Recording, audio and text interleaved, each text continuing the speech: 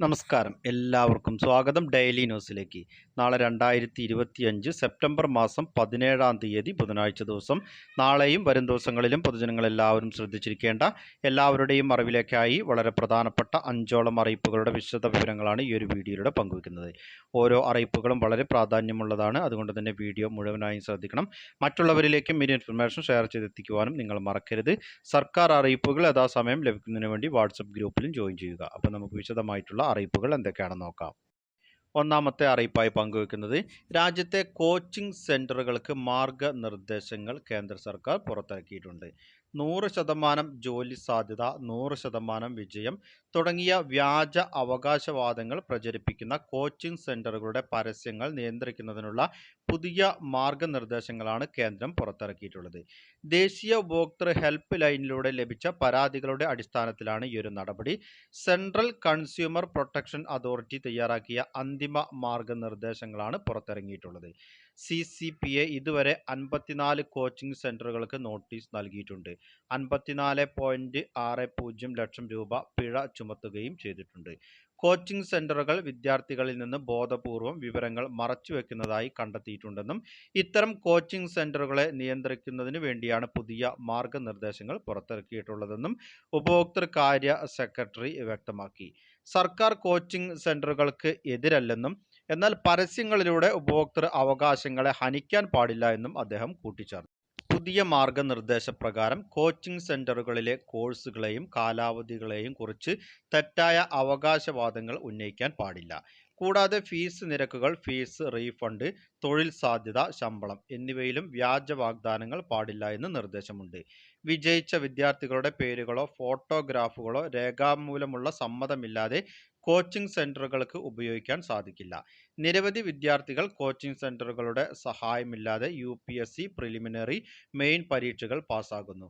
വിജയിക്കുന്ന വിദ്യാർത്ഥികൾ ഏതൊക്കെ വിഷയങ്ങളിലാണ് എൻറോൾ ചെയ്തതെന്ന് കോച്ചിംഗ് സെന്ററുകളിലെത്തുന്ന പുതിയ വിദ്യാർത്ഥികൾ പരിശോധിക്കണമെന്നും ഇദ്ദേഹം വ്യക്തമാക്കിയിട്ടുണ്ട്. ഇനി അടുത്തതായി ശ്രദ്ധിച്ചിരിക്കേണ്ട അറിയിപ്പ്, സാമൂഹ്യനീതി വകുപ്പിന് കീഴിലുള്ള പൊതുമേഖലാ സ്ഥാപനമായ കേരള സംസ്ഥാന ഭിന്നശേഷി ക്ഷേമ കോർപ്പറേഷൻ മുഖേന പ്രൊവിഷ്യൻസി അവാർഡ് നൽകി വരുന്നുണ്ട്. അവാർഡ് തുക വിദ്യാർത്ഥികളുടെ ബാങ്ക് അക്കൗണ്ടുകളിലേക്കാണ് ക്രെഡിറ്റ് ചെയ്യപ്പെടുക. അവാർഡിന് അർഹരായവരുടെ വിശദ വിവരങ്ങൾ www.hbwc.kerala.government.in എന്ന വെബ്സൈറ്റിൽ ലഭ്യമാണ്. SSLC, +2 പരീക്ഷകളിൽ ഉന്നത വിജയം കരസ്ഥമാക്കിയ ഭിന്നശേഷിക്കാരായ വിദ്യാർത്ഥികൾക്കാണ് പ്രൊവിഷ്യൻസി അവാർഡായി 5000 രൂപ വീതം നൽകുന്നത്. A ഗ്രേഡോ അതിനു മുകളിലോ വിജയിക്കുന്ന ജനറൽ വിഭാഗത്തിലെ കുട്ടികൾക്കും പരീക്ഷ പാസ്സാകുന്ന ഭൗതിക വെല്ലുവിളി നേരിടുന്നവർക്കും 5000 രൂപ വീതം അവാർഡ് നൽകുന്നുണ്ട്. ഇതിനായി ലഭ്യമായ അപേക്ഷകൾ പരിശോധിച്ചാണ് അർഹരായിട്ടുള്ള ആളുകളെ കണ്ടെത്തുന്നത്. SSLC ജനറൽ വിഭാഗങ്ങളിൽ 34 പേർക്കും ഭൗതിക വെല്ലുവിളി നേരിടുന്നവരിൽ 235 പേർക്കും, +2 ജനറൽ വിഭാഗത്തിൽ 35 പേർക്കും, ഭൗതിക വെല്ലുവിളി നേരിടുന്നവരിൽ 166 പേർക്കുമാണ് ഈ ഒരു തുക അനുവദിച്ചിട്ടുള്ളത്. അടുത്തതായി പങ്കുവെക്കുന്ന അറിയിപ്പ്, സംസ്ഥാനത്തെ ഭവന പുനരുദ്ധാരണ പദ്ധതിയിലേക്ക് അപേക്ഷകൾ ആരംഭിച്ചിട്ടുണ്ട്. ഭവന സമുന്നതി എന്ന പേരിൽ മുന്നോക്ക സമുദായ കോർപ്പറേഷനാണ് ഈ ഒരു പദ്ധതി നടപ്പിലാക്കി വരുന്നത്. ഒരു വീടിന് 2 ലക്ഷം രൂപ വരെയാണ് മെയിൻ്റനൻസിനായി ലഭിക്കുക. നിലവിൽ അപേക്ഷകൾ ആരംഭിച്ചിട്ടുണ്ട്. അനുബന്ധ രേഖകൾ സഹിതം ഈ ഒരു സെപ്റ്റംബർ മാസം 30-നകം തന്നെ അപേക്ഷകൾ സമർപ്പിച്ചിരിക്കും. സ്ഥലമുടമയുടെ പേരിൽ വേണം അപേക്ഷകൾ സമർപ്പിക്കാൻ. കൂടാതെ വീട്ടുകരം, സ്ഥലത്തിന്റെ കരം, മറ്റ് രേഖകൾ, ഇതോടൊപ്പം ഗുണഭോക്താവിന്റെ വരുമാനം തെളിയിക്കുന്ന രേഖ, ജാതി സർട്ടിഫിക്കറ്റ്, റേഷൻ കാർഡിന്റെ കോപ്പി തുടങ്ങിയവയും സമർപ്പിക്കേണ്ടതുണ്ട്.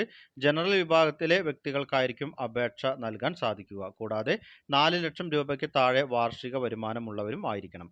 അപേക്ഷകൾ നേരിട്ട് തപാൽ വഴി വേണം സമർപ്പിക്കേണ്ടത്. പൊതുജനങ്ങൾ എല്ലാവരും ശ്രദ്ധിച്ചിരിക്കേണ്ട വളരെ പ്രധാനപ്പെട്ട അറിയിപ്പുകളുടെ വിശദ വിവരങ്ങളാണ് പങ്കുവച്ചത്. മറ്റുള്ളവരിലേക്കും ഈ ഇൻഫർമേഷൻ ഷെയർ ചെയ്തെത്തിക്കണം. നിങ്ങളുടെ അഭിപ്രായങ്ങളും നിർദ്ദേശങ്ങളും കമന്റിലൂടെ എഴുതി അറിയിക്കുക. പുതിയൊരു വീഡിയോയിൽ വീണ്ടും കണ്ടുമുട്ടാം. അതുവരേക്കും അനൂപ് സൈനിങ് ഔട്ട്.